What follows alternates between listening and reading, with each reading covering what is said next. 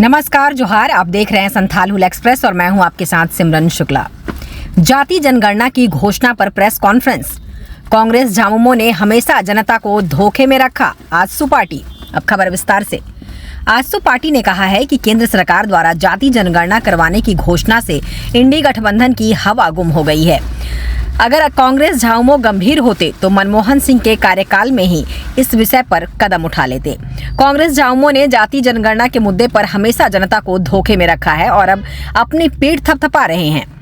AJSU party के मुख्य प्रवक्ता डॉक्टर देवशरण भगत, झारखंड आंदोलनकारी प्रवीण प्रभाकर और संजय मेहता ने आज पार्टी मुख्यालय में आयोजित प्रेस कॉन्फ्रेंस में कहा कि आजसू ने राजग के घटक के रूप में हमेशा इस मुद्दे पर मुखरता से आवाज उठाई और आंदोलन किया, जिसका परिणाम सामने है। आजसू नेताओं ने कहा है कि जाति जनगणना के इस निर्णय को लागू करने में आजसू पार्टी अपनी पूरी ताकत के साथ सहयोग करने के लिए प्रतिबद्ध है। पार्टी ने ये निर्णय लिया है कि वो जन जागरूकता अभियान चलाएगी ताकि समाज के हर वर्ग को इस प्रक्रिया के महत्व और उसके लाभों के बारे में जानकारी मिल सके। ये निर्णय भारत के सामाजिक, आर्थिक और राजनीतिक परिदृश्य में एक नए युग की शुरुआत का प्रतीक है। डॉक्टर देवशरण भगत ने कहा कि आजसू पार्टी का मानना है कि जाति जनगणना के आंकड़े न केवल सामाजिक आर्थिक असमानताओं को उजागर करेंगे, बल्कि सरकार को शिक्षा, रोजगार, स्वास्थ्य, आवास और अन्य क्षेत्रों में संसाधनों के समान वितरण के लिए एक स्पष्ट रोड मैप प्रदान करेंगे। जातीय जनगणना का निर्णय लिया है कि मूल जनगणना के साथ जातीय जनगणना को भी कराया जाएगा। हम ये मानते हैं कि आजसू पार्टी की जो विचारधारा है सामाजिक न्याय की, उसी अवधारणा को सेंट्रल कैबिनेट ने मुहर लगाया है।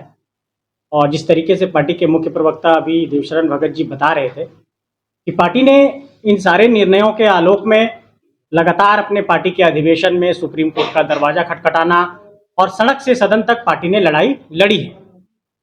मैं ये महसूस करता हूं कि जिस तरीके से भारतीय संविधान के अनुच्छेद 246 का आधार बनाते हुए सेंट्रल कैबिनेट ने ये कहा है कि अगर पूरे देश में हम जातीय जनगणना एक आधार पर कराएंगे, तो मुझे लगता है कि अगर एक यूनिफॉर्म मोड में होगा तो एक एकरूपता देश के अंदर आएगी। क्योंकि देश के अंदर एक ये बहस छिड़ी थी कि राज्य अपने अपने अलग अलग तरीके से जातीय जनगणना की वकालत कर रहे थे।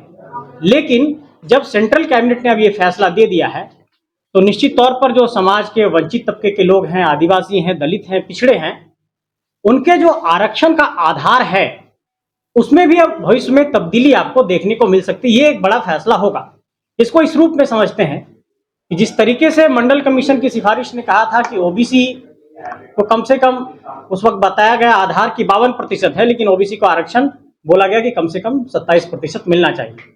तो सामाजिक, आर्थिक तौर पर, राजनीतिक तौर पर भागीदारी बढ़ेगी। जब आरक्षण का दायरा बढ़ेगा, मेरे ख्याल से इन फ्यूचर जब ये आंकड़े आएंगे, तो हमें ये लगता है कि चाहे वो ओबीसी की बात हो, चाहे दलितों की बात हो, चाहे पिछड़ों की बात हो, चाहे अल्पसंख्यकों की बात हो, उनके लिए योजनाओं को बनाने की बात हो, या फिर सामाजिक आर्थिक तौर पर सरकारी योजनाओं को लाभ पहुंचाने की बात हो, एक बड़ा आधार मिलेगा। क्योंकि आपने देखा होगा कि देश के अंदर तमाम राजनीतिक दल इस बात का समर्थन कर रहे थे कि जातीय जनगणना होना चाहिए और मूल जनगणना के साथ जातीय जनगणना को जोड़ा जाना, क्योंकि 1951 के बाद से इस देश के भीतर जातीय जनगणना नहीं हुई।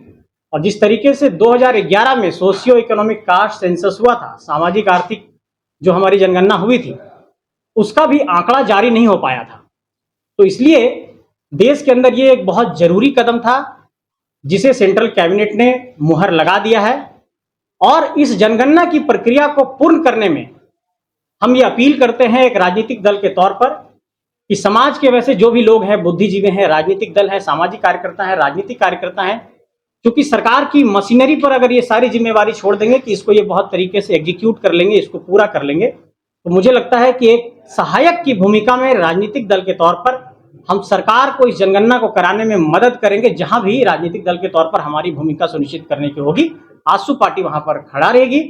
और पार्टी के सुप्रीमो सुदेश कुमार महतो जी लगातार पिछड़ों को लेकर, दलितों को लेकर, अल्पसंख्यकों को लेकर और जातीय जनगणना को लेकर मुखर रहे हैं। और उनका भी ये मानना है कि ये फैसला सामाजिक न्याय के क्षेत्र में एक बड़ा कदम होगा। ये एक ऐतिहासिक कदम है, इसका हम खुले दिल से स्वागत करते हैं। बच्चे को और पूरे यहाँ जितने भी सफल विद्यार्थी है जो झारखंड का नाम को रोशन किए, हम पूरे पार्टी की तरफ से को बधाई देते हैं, शुभकामनाएं। Okay sir. केंद्र सरकार ने ये निर्णय लिया, अब तो ज्यादातर नेताओं का यही है कि होड़ कौन लेगा, उसका क्रेडिट कौन लेगा, इसकी बात हो रही है। लेकिन जो निर्णय लेता है वो सबसे बड़ा क्रेडिट तो उसके पास जाता है। और हम लोगों ने शुरू से ही लड़ाई लड़ी, एनडीए में रहते हुए इस बात को उठाया, तो स्वाभाविक रूप से हमारे विचारों को आत्मसात किया गया, हमारे अनुरूप निर्णय लिया गया। इसलिए हमने कहा कि ऐतिहासिक।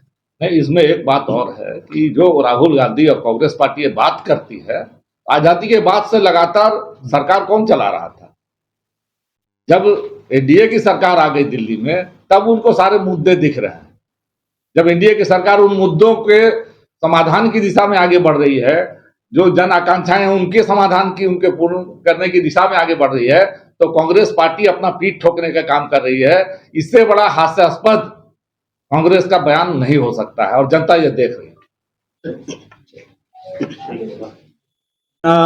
जिस तरह से 2021 में होना था, ये ड्यू है कि अभी एक हो रहा है, लेट हो रहा है। जातीय जनगणना कराना पूरे प्रदेश का, पूरे देश में ये आवाज सब तरफ से उठ रही थी। केंद्र सरकार ने इस चीज को करने के लिए निर्णय लिया, ये सबसे ज्यादा ये है।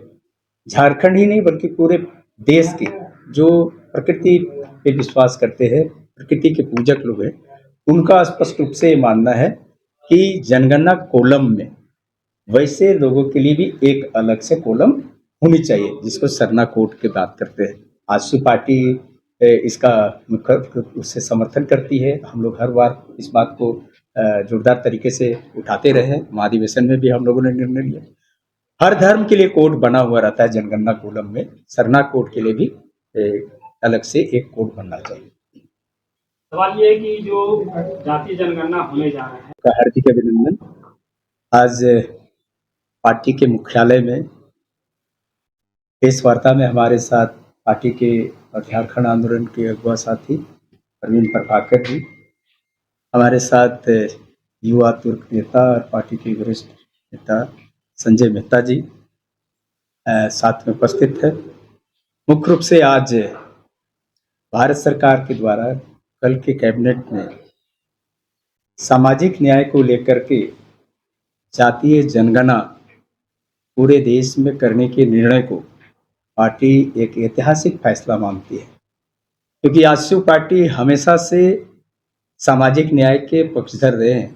हमारे पार्टी के बैनर में भी देखेंगे हमारा प्रयास सामाजिक न्याय और विकास। हमें मानते हैं कि सामाजिक न्याय के बगैर विकास का दरवाजा खुलता नहीं है। इसलिए हम लोग हमेशा झारखंड में इस बात को लेकर के जोर देते रहे हैं, और आज से नहीं, जब से हम लोग चुनाव की बात या महाधिवेशन में या कई एक बार हम लोग सामाजिक न्याय या जातीय जनगणना झारखंड में हो, इसको लेकर जोरदार तरीके से, मुखर तरीके से आंदोलन भी किए।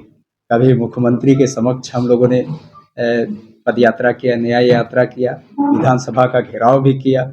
हम गवर्नर के समक्ष भी जाकर के मेमोरेंडम दिए। हम सुप्रीम कोर्ट का दरवाजा भी खटखटाए कि पिछड़ों के साथ न्याय हो, क्योंकि हम लोगों ने ये महसूस किया कि जिस तरह से पंचायत के इलेक्शंस में या नगर निकाय के चुनाव में सामाजिक न्याय की इस धारणा को दरकिनार करके पिछड़ों के का जो प्रतिनिधित्व होना था वो उसको खारिज कर दिया। इसके लिए हम सुप्रीम कोर्ट का भी दरवाजा खटखटाए थे। आज हम बहुत अपने आप को ये मानते हैं कि पार्टी का जो सोच है या हमारी जो विचारधारा है, उसके अनुरूप केंद्र सरकार ने निर्णय लिया जातीय जनगणना कराने का। और इस जातीय जनगणना से पूरे देश में जो वंचित वर्ग है, पिछड़े वर्ग है, आदिवासी है, माने दलित वर्ग है, उनके साथ न्याय होगा, विकास के साथ उनकी भागीदारी सुनिश्चित हो पाएगी, ये हमारा मानना है। और देश के विकास में इनकी भी अहम भूमिका हो सकेगी। आज के इस निर्णय को लेकर के हम चाहेंगे कि हमारे बीच संजय मेहता जी हैं, प्रवीण प्रभाकर जी हैं, ये भी अपनी बात को रखेंगे।